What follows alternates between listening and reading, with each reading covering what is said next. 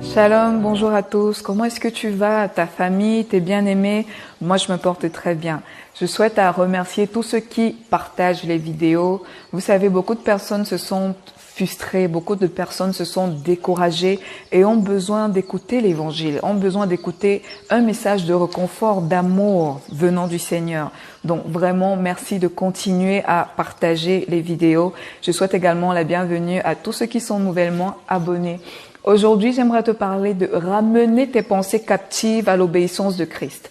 On nous a appris à prier, on nous a appris à jeûner, on nous a appris à plein de choses, mais on ne nous a pas vraiment appris à ramener nos pensées captives à l'obéissance de Christ, parce que c'est ça qui nous limite beaucoup plus. Donc, on vient de différents milieux, on a accumulé beaucoup de pensées par rapport à toutes les informations qu'on a reçues, toutes les idéologies qu'on a reçues. Donc, on doit apprendre à soumettre ces pensées, toutes ces informations à l'obéissance de Christ. Aujourd'hui, je prie pour toi et je prie que le Seigneur t'illumine, qu'il puisse rendre ta volonté efficace afin que tu puisses comprendre le message d'amour qu'il a pour toi aujourd'hui dans le nom de Jésus-Christ. Amen. Alors, comme je disais, depuis l'enfance, nous avons reçu et nous avons grandi avec des informations de toutes sortes. Ce qu'on nous a enseigné, ce qu'on a appris, nos cultures, etc. Et qui ont créé un assemblage de pensées et qui par la suite a influencé nos vies, nos choix, nos décisions, notre système de pensée en général.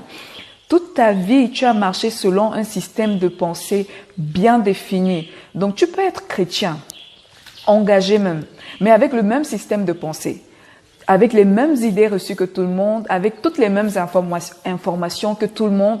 Et toutes ces choses te limitent, bien que tu sois en Christ, bien que tu sois régénéré. Toutes ces choses te limitent. Et ça ne change pas par le jeûne. Ça ne change pas par la prière. Ça ne change pas par les impositions de main. J'ai pas dit que les impositions de main sont mauvaises, mais je suis en train de dire que renouveler tes pensées ne se passe pas forcément par l'imposition de main. Alors, tu dois comprendre que tu as besoin de ramener ces pensées captives à l'obéissance de Christ. Tu dois ramener ces informations, ces perceptions qui ont influencé tes pensées à être soumises à Christ. Donc, nous allons développer cela tout au long de la vidéo. Nous savons que pour faire un jardin, il faut absolument enlever les mauvaises herbes. Sinon, deux types d'herbes vont pousser. Et ce n'est pas la terre le problème. Tout comme c'est pas ta pensée le problème. Parce qu'en Christ, nous n'avons pas une double pensée. Nous avons la pensée de Christ. C'est juste que de fausses informations se sont introduites. Des informations mensongères qui ne révèlent pas Christ et qui ne révèlent pas qui tu es. Comme par exemple, beaucoup de gens ont l'habitude de dire « aide-toi et le ciel t'aidera ». C'est populaire, c'est joli, mais c'est un mensonge. Parce que si Christ savait que je pouvais m'aider, il ne serait pas venu me sauver. Ou tout le monde dit encore tout le monde est destiné à mourir. Mais je me demande, si tout le monde est destiné à mourir, qui est destiné donc à vivre? Est-ce que le but de la vie de Dieu, c'est la mort? Donc, il y a tellement d'informations, il y a tellement de fausses informations qui circulent et tellement on y croit, tellement on croit en ces informations, autant pour moi, en cette réalité et on commence à vivre dans cette réalité, entre guillemets. C'est pas parce que c'est populaire que c'est vrai. C'est pas parce que l'opinion publique a donné son veto que c'est vrai, que c'est forcément vrai. Parce que tu peux être sincère, mais être sincèrement dans le faux et dans le mensonge. Dans le livre de Jean, chapitre 8, verset 32, l'apôtre Jean nous dit « Vous connaîtrez la vérité et la vérité vous rendra libre ». Cela veut dire qu'il y a de fausses informations qui circulent, qui rendent esclaves et qui enchaînent.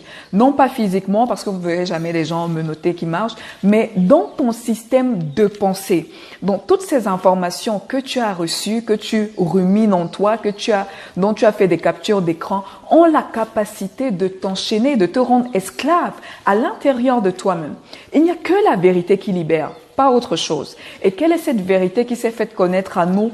C'est l'évangile, c'est la parole de Dieu, c'est le logos en forme humaine qui est Jésus-Christ. Tu dois exposer ta pensée à l'évangile pour qu'elle puisse être redéfinie par elle. Je t'invite à ouvrir ta Bible dans l'épître de Paul aux Romains, chapitre 12, verset 2. Ne vous conformez pas au siècle présent, mais soyez transformés par le renouvellement de l'intelligence, afin que vous discerniez quelle est la volonté de Dieu, ce qui est bon, agréable et parfait. L'apôtre Paul nous dit ici, ne vous conformez pas au siècle présent.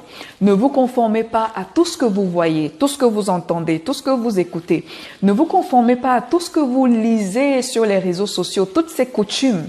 Ne vous conformez pas à toutes ces choses, mais soyez renouvelés, soyez transformés. Donc, ça se fait volontairement et ça se fait par toi. Pas par ton pasteur, pas par celui qui te parle, mais ça se fait par toi. Ne vous conformez pas au siècle présent, soyez transformés par le renouvellement de l'intelligence, afin que vous discerniez quelle est la volonté de Dieu, ce qui est bon, agréable et parfait. Donc, aussi longtemps que je suis dirigée et guidée par mes pensées, je ne pourrais pas savoir réellement quelle est la volonté de Dieu pour moi, parce que je serais beaucoup plus poussée par mes sens. Je serais beaucoup plus poussée par toutes ces perceptions, ces informations.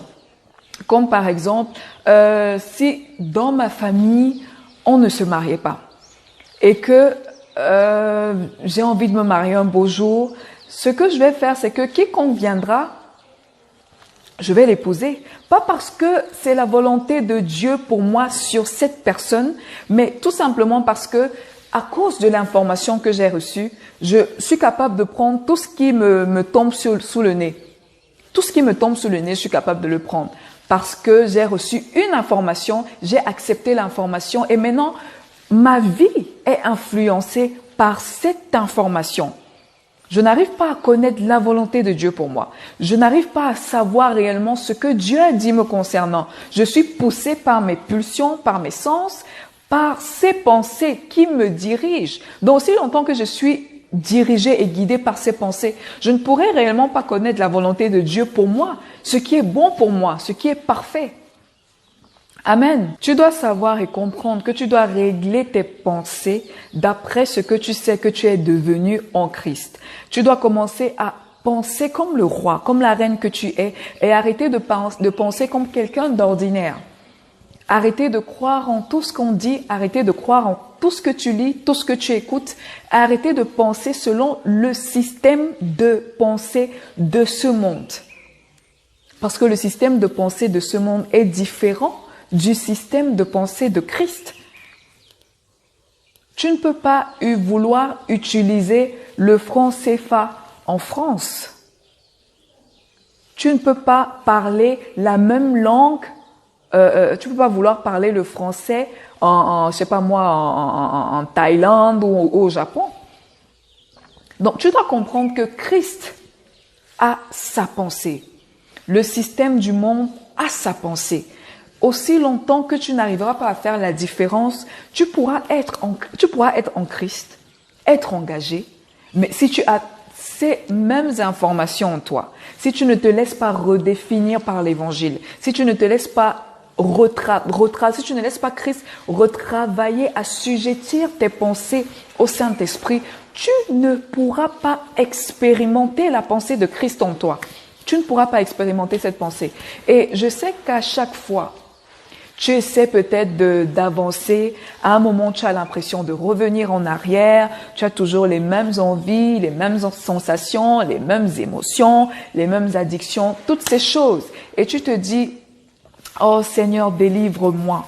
Délivre-moi de toutes ces choses. Délivre-moi de tout ce qu'on m'a lancé, de toutes ces malédictions. J'aimerais te dire quelque chose.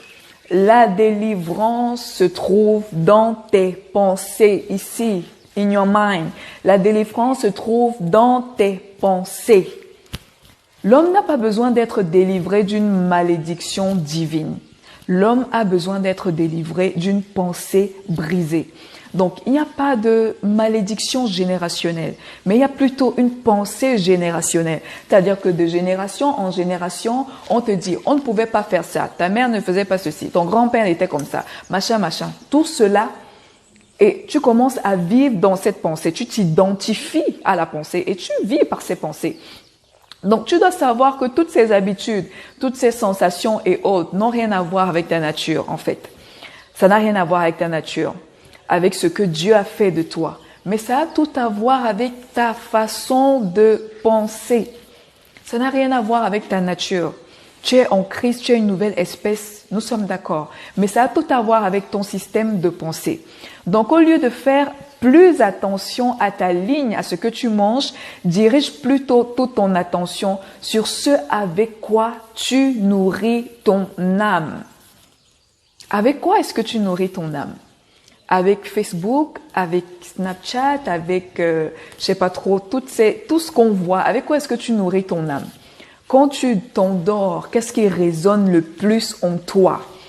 Je te parle ici de remplacer tes pensées trompeuses par la pensée de Christ. Par la pensée de Christ. Et c'est un processus.